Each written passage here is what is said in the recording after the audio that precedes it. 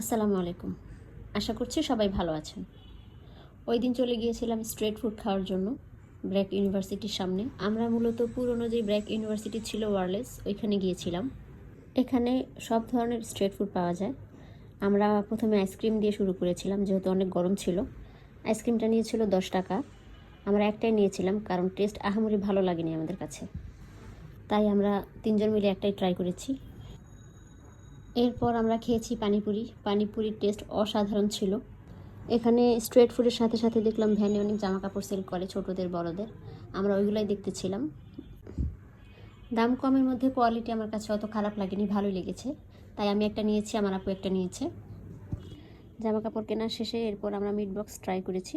Meet বক্সটার price ছিল 150 টাকা। Small, medium, large 3টা সাইজ আছে। আমরা মিডিয়ামটা ট্রাই করেছি। কোয়ান্টিটি অনুযায়ী টেস্ট খুব ভালো ছিল। এরপর যদিও আমাদের পেটে জায়গা ছিল না, কিন্তু ঝালমুড়ি ট্রাই না করলে কি হয় বলেন। তারপর ঝালমুড়ি খেয়েছি, সাথে আমার মেয়েও খেয়েছে, দেখেন বসে বসে খাচ্ছে। আপনারা যদি স্ট্রিট ফুড ট্রাই করতে চান তাহলে আমি বলবো এখানে যেতে পারেন। এখানে বেশ ভালো ভালো স্ট্রিট ফুড পাওয়া যায়।